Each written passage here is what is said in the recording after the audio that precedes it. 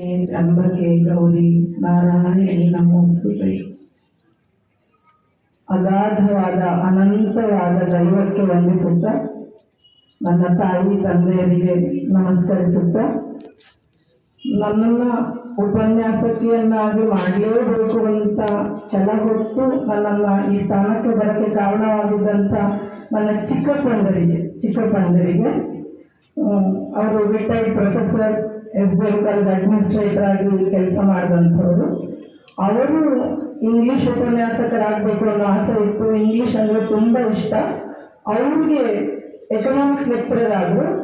ಅವ್ರ ಇಂಗ್ಲೀಷ್ ಆಸೆಯಿಂದ ನನ್ನನ್ನು ನಾವೆಲ್ಲ ತಂದೆ ತಾಯಿ ಎಲ್ಲ ಕುಟುಂಬ ಅಜ್ಜ ಅಜ್ಜಿ ಅತ್ತೆ ಸೋದರತೆ ಜೊತೆ ಬೆಳೆದಂಥ ನಾನು ಅವ್ರ ಮನೆಯಲ್ಲೇ ಬೆಳೆದವಳು. ಅತಿ ಮುದ್ದು ಹಳ್ಳಿಯಲ್ಲಿ ಬೆಳೆದಂಥವ್ರು. 7ನೇ ಕ್ಲಾಸಿನ ತನಕ ಹಳ್ಳಿಯಲ್ಲಿ ಪೆದ್ದಗುಂಡಿಗಳು ಅನ್ನೋ ಹಂಗಿದ್ದಂಥವ್ರು. ಹಾಗೆ ಅದೆಲ್ಲ ಹೇಳ್ತಿದ್ರು. ನಾನು ಹಳ್ಳಿಯಲ್ಲಿ ಫಸ್ಟ್ ದಿನಂತೆ ಕ್ಲಾಸಲ್ಲಿ ಜಾಣ ಇದ್ದಾಳಂತೆ, ನಾವು ಎಷ್ಟಾದ್ರು ಅಂದರೆ ಹಾಗೆಲ್ಲ ಜಾಣರಂತೆ ಹಂಗೆಲ್ಲ ಏನೋ ಹೇಳ್ಕೊಂಡು ಹೋಗೋದು ನಮಗೆ ಗೊತ್ತಿಲ್ಲದೆ ಇರುವಂಥ ದಿನಗಳು.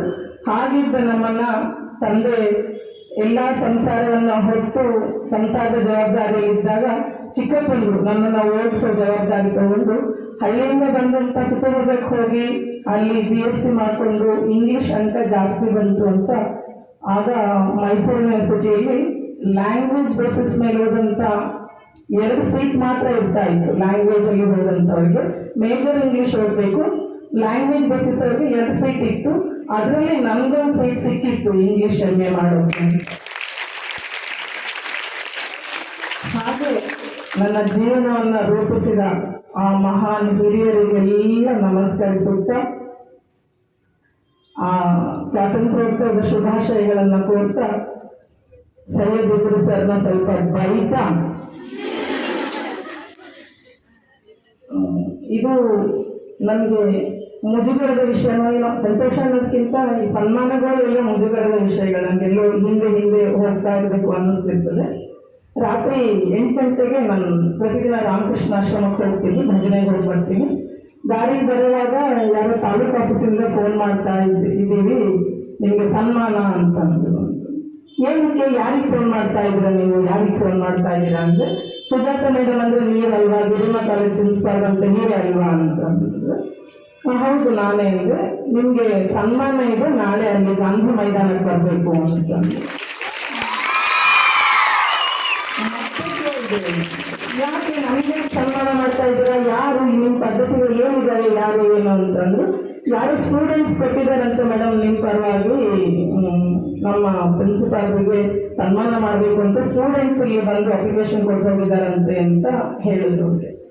ಅಲ್ಲಿಗೆ ಮನೆಗೆ ಬಂದರೆ ಅಲ್ಲಿಗೆ ದಾರಿಯೇ ಇದ್ದಾರೆ ಅಂತ ಕಟ್ ಮಾಡಿ ಮನೆಗೆ ಬಂದರೆ ಸ್ವಲ್ಪ ಸುಮ್ಮನೆ ಕುತ್ಕೊಂಡು ಯೋಚನೆ ಮಾಡಿದ್ರೆ, ಇಲ್ಲ ಇದೆಲ್ಲೋ ಕನ್ಫ್ಯೂಸ್ ಆಗಿರಬೇಕು, ನನಗೆಲ್ಲ ನಾನು ಯಾಕೆ ಮಹಾಸೇವೆ ಗನಂದಾರಿ ಕೆಲಸ ಮಾಡಿದ್ದೀನಿ ಅಂತ ನನಗೆ ತಾಲೂಕು ಆಡಳಿತ ಸನ್ಮಾನ ಮಾಡಿದ್ರೆ ಇದು ಯಾರೋ ಕನ್ಫ್ಯೂಸ್ ಆಗಿರಬೇಕು ಅಂತ ಮತ್ತೆ ಮನೆಗೆ ಬಂದು ಮತ್ತೆ ಫೋನ್ ಮಾಡಿದೆ. ನೀವು ಯಾರಿಗೆ ಫೋನ್ ಮಾಡಿದ್ರಿ, ಇದೇನೋ ಸನ್ಮಾನ ಅಂತೆಲ್ಲ ಹೇಳಿದ್ರು, ನನಗೇನಿಲ್ಲ, ನಾನು ಸನ್ಮಾನ ಮಾಡುವಂಥದ್ದು ಏನೂ ಇಲ್ಲ, ನನ್ನ ಹತ್ರ ಏನು ನಡೆಸ್ಕೊಂಡಿಲ್ಲ, ಏನೂ ಇಲ್ಲ ಅಂತ. ಅದಕ್ಕೆ ಯಾರೋ ಒಬ್ಬ ಬ್ಲೈಂಡ್ ಸ್ಟೂಡೆಂಟ್ ಬಂದಿದ್ದಾಳೆ ಇಲ್ಲಿ ನಿಮ್ಮ ಹತ್ರ, ನಿಮ್ಮ ಪ್ರೊಸೀಜರ್ ಏನು ಅಂತ ಕೇಳಿದಾಗ, ನಾವು ಪ್ರತಿ ಸಲ ರಾಜ್ಯೋತ್ಸವಕ್ಕೆ ಮತ್ತು ಸ್ವಾತಂತ್ರ್ಯೋತ್ಸವಕ್ಕೆ ಸೇವೆ ಮಾಡಿರೋರನ್ನ ಗುರುತಿಸಿ ನಾವು ಸನ್ಮಾನ ಮಾಡ್ತೀವಿ ಮೇಡಮ್. ಅದಕ್ಕೆ ಅಪ್ಲಿಕೇಶನ್ಸ್ ಕಾಲ್ ಮಾಡ್ತೀವಿ. ಅಪ್ಲಿಕೇಶನಲ್ಲಿ ತುಂಬಿ ಬಂದಂಥ ಕ್ಯಾಂಡಿಡೇಟ್ಸ್ಗೆ ಕಮಿಟಿಯಲ್ಲಿ ನಾವು ಡಿಸ್ಕಸ್ ಮಾಡಿಕೊಂಡು ಅವರನ್ನು ಆಯ್ಕೆ ಮಾಡ್ಕೊತೀವಿ ಅಂತ ಹೇಳಿದ್ರು. ಅದಕ್ಕೆ ಮತ್ತೆ ಯಾರು ಅಂತ ಹೇಳಿದಾಗ ನನಗೆ ಬ್ಲೈಂಡ್ ಸ್ಟೂಡೆಂಟ್ಸ್ 3 ಜನ ಇದ್ದಾರೆ. ನಂದು ಶ್ರುತಿ ಇದ್ಲು, ಸಖಿನಾ ಇದ್ಲು, ಶಾಲಿನಿ ಇದ್ಲು.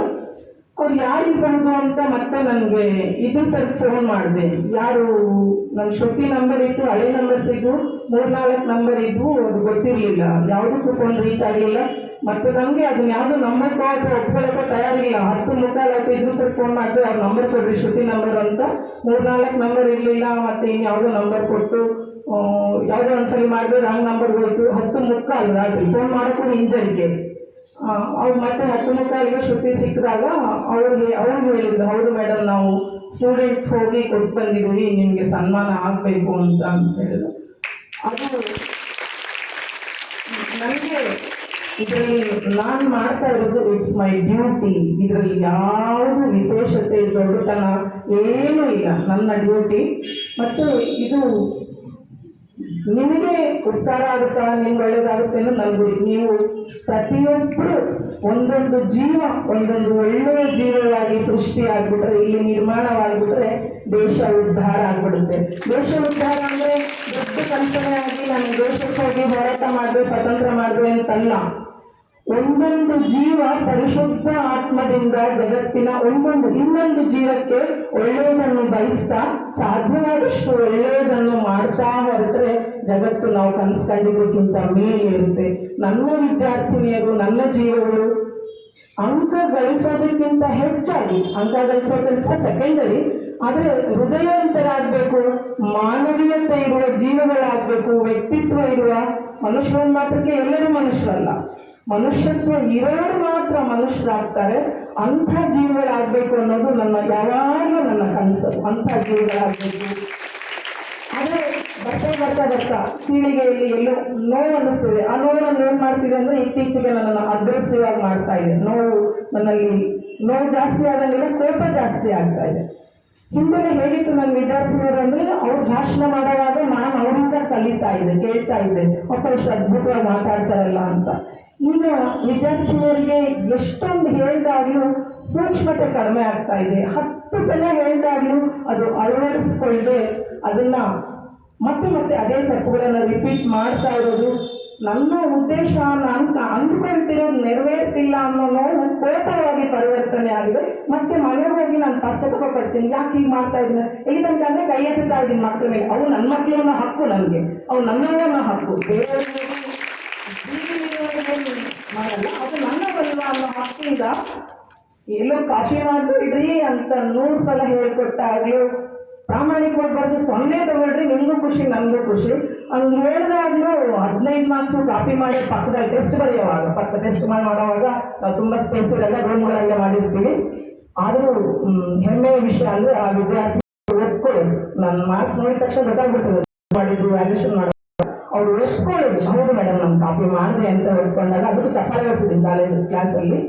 ಹಾಗೆ ಸಣ್ಣ ವಿಷಯಗಳು ನನ್ನನ್ನು ನೋವಿಗೊಳಪಡಿಸಿ ಅದು ಕೋಪಕ್ಕೆ ಹೋಗ್ತಾ ಇರೋದ್ರಿಂದ ನಾನು ಸ್ವಲ್ಪ ಅಗ್ರೆಸಿವ್ ಆಗ್ತಾ ಇದ್ದೀನಿ ಅಂತ ಮನೆಗೆ ಹೋಗಿ ಮತ್ತೆ ಧ್ಯಾನ ಮಾಡ್ಕೊತೀನಿ, ದೇವ್ರ ಕ್ಷಮೆ ಕೇಳ್ತೀನಿ, ಮಕ್ಕಳ ಮೇಲೆ ಕೈ ಎತ್ತುತ್ತಾ ಇದ್ದೀನಿ, ಕ್ಷಮಿಸು ತಂದೆ ಅಂತ ಕೇಳಿಕೊಡ್ತೀನಿ.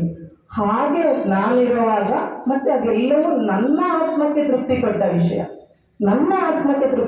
ವಿಷಯ. ನಿಮ್ಮನ್ನ ಚೆನ್ನಾಗಿ ಮಾಡಬೇಕು ಅನ್ನೋ ದಾರಿಯಲ್ಲಿ ನಾನು ಉದ್ಧಾರ ಆಗಿದ್ದೀನಿ, ನನ್ನೊಳಗಿನ ಆತ್ಮ ಚೆನ್ನಾಗಾಗಿದೆ. ವಿವೇಕಾನಂದ ಹೇಳ್ತಾರೆ, ಆತ್ಮನೋ ಮೋಕ್ಷಾರ್ಥಂ ಜಗದ್ಹಿತಾಯ ಚ, ಆತ್ಮನೋ ಮೋಕ್ಷಾರ್ಥಂ ಜಗದ್ಹಿತಾಯ ಚ.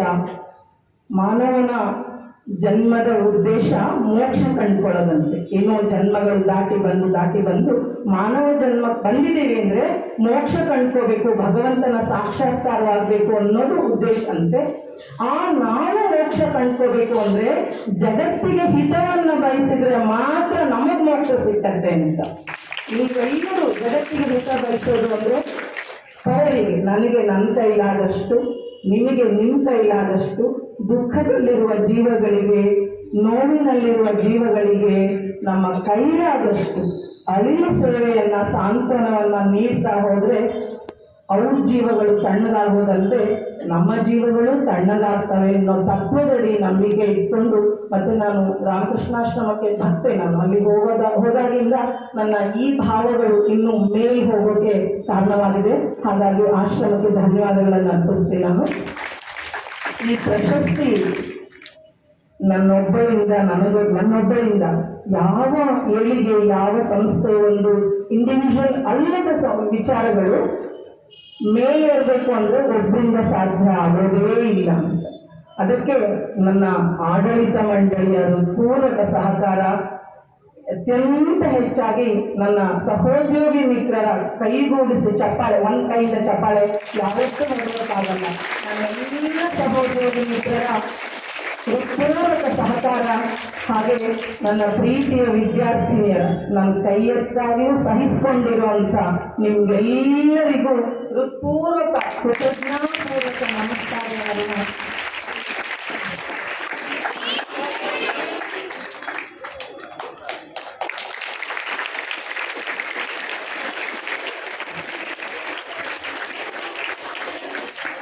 ದೇಶದ ಸ್ವಾತಂತ್ರ್ಯ ಸುಲಭವಾಗಿ ಸಿಕ್ಕಿದ್ದಲ್ವಂತೆ.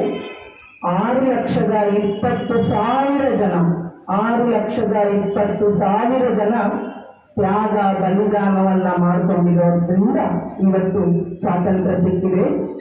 ಆವತ್ತು ಸ್ವಾತಂತ್ರ್ಯ ಪಡೆದಂಥ ದೇಶ ಒಂದ್ ಕಡೆ ಪಾಸಿಟಿವ್ ಆಗಿ ನಡೀತಾ ಇದೆ, ಒಂದ್ ಕಡೆ ನೆಗೆಟಿವ್ ಆಗಿ ಎರಡೂ ನಡೀತಾ ಇದ್ದಾವೆ. ಮತ್ತೆ ದೇಶ ದೇಶ ದೇಶ ಅಂದ್ರೆ ಯಾರು? ಮತ್ತೆ ದೇಶ ಅಂದ್ರೆ ನಾವೇ ಅಲ್ವಾ? ನಾವೇ ದೇಶ ಅಂದ್ರೆ ನಾವೇ. ಬರೀ ದೇಶವನ್ನ ಹಾಗಾಗ್ತಿದೆ, ಜನ ಹೀಗಾಗ್ತಾರೆ ಅಂತ ದೂರೋದಕ್ಕೆ ಬದಲಾಗಿ ಬೇರೆಯವರನ್ನ ದೇಶವನ್ನ ಬದಲಾಯಿಸೋದು ಅಂದ್ರೆ ನಾವು ಬದಲಾಗೋದು. ಗೋಪಾಲ್ ಕೃಷ್ಣ ಅಡಿಗರು ಹೇಳ್ತಾರಂತೆ, ಸ್ವಾತಂತ್ರ್ಯ ಅಂದ್ರೆ ನೆತ್ತರಿನ ಸಾಗರದಲ್ಲಿ ತೇಲಿ ಬಂದ ನೌಕೆಯೇ ಸ್ವಾತಂತ್ರ್ಯ. ನೆತ್ತರಿನ ಸಾಗರದಲ್ಲಿ ತೇಲಿ ಬಂದ ನೌಕೆಯೇ ಈ ಸ್ವಾತಂತ್ರ್ಯ. ಮತ್ತೆ ಆಲ್ಬರ್ಟ್ ಐನ್ಸ್ಟೀನ್ ಹೇಳ್ತಾ ಇದ್ರಂತೆ, ನಮ್ಮ ಮುಂದಿನ ಪೀಳಿಗೆ ಅಂದ್ರೆ ನಿಮಗೆ ರೆಫರ್ ಮಾಡಿದ್ರು ಅವರು, ಭಾರತದ ಮುಂದಿನ ಪೀಳಿಗೆ ಹೇಗಿರ್ಬೇಕು ಅಂದ್ರೆ ನಮ್ಮಂತ ಹಿರಿಯರನ್ನೆಲ್ಲ ನಾಚಿಕೆಯಿಂದ ತಲೆ ತಗ್ಸೋ ಹಾಗೆ ಮಾಡಬೇಕು ಅಂತ. ಏನಂದ್ರೆ ಅಯ್ಯೋ ಮುಂದಿನ ಪೀಳಿಗೆ ಮಾಡಿದಂಥ ಸಾಧನೆ ನಮಗ್ ಮಾಡೋಕ್ಕಾಗ್ಲಿಲ್ವೇ ಅಂತ ನಾವು ನಾಚಿಕೆ ಪಡುವಂತ ಸಾಧನೆಗಳನ್ನ ನೀವು ಮಾಡಬೇಕು ಅಂತ ಕನಸ್ಕೊಂಡಿದ್ದೀವಿ.